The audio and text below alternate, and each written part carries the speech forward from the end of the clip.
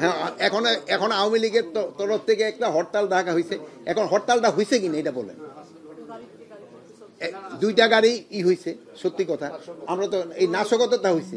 আমরা অন্যান্য হরতাল কল করার সময় এই ধরনের নাশকতা আরো বেশি হইতো, বাট ওর থেকে আমরা অনেকটা কমে আনতে পারছি কিনা এটা আপনারা দেখবেন।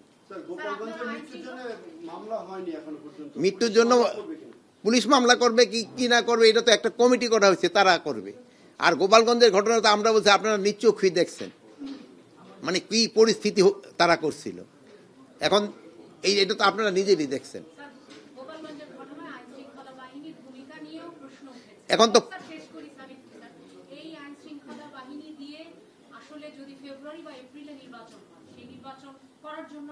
শোনেন, এইটাই তো, যেমন ধর আপনি আমার এই প্রশ্নটা করলেন, ডেমোক্রেসিতে এইটা হলো সবচেয়ে সৌন্দর্য, যে আপনি আপনার মত প্রকাশ করতে পারতেছেন। হ্যাঁ, আমি আমার মত প্রকাশ করতে পারতেছি।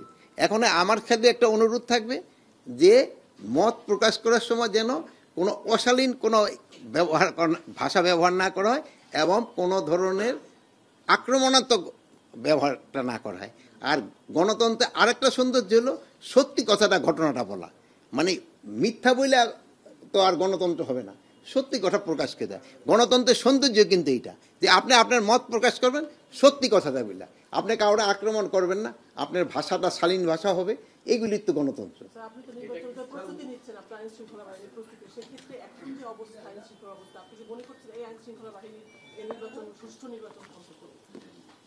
এই আইন শৃঙ্খলা বাহিনী সুষ্ঠু নির্বাচন করতে পারবে না কেন?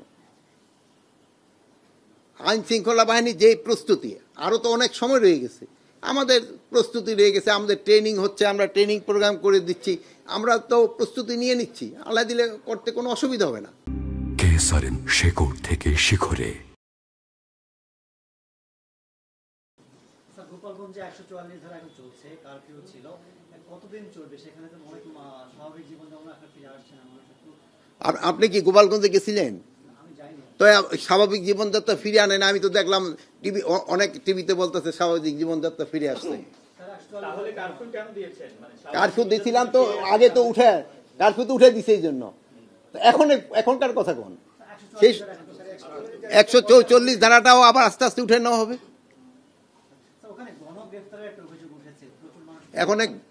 এখন যে শোনেন, অন্যায় করলে সে গ্রেপ্তার হবে।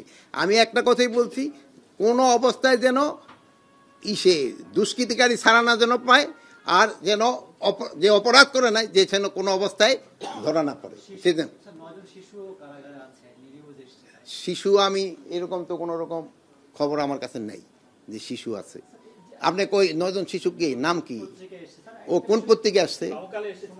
ও আচ্ছা, সমকাল পেপার মালিক কি ওই এলাকার নাকি? না, কোন জন, এই কোন জায়গাটায় আসছে? সমকালের কোন পেপার? আমি অবশ্য জানি না। 9 কি আছে? 9 জন শিশু, মানে শিশুর 18 বছরের নিচে শিশু। এখন আপনারা দেখতে পাচ্ছেন পেপারে যে চাকাচাকি কারা করতেছে। 18 বছরের নিচে কি কেউ ওখানে গেছিল?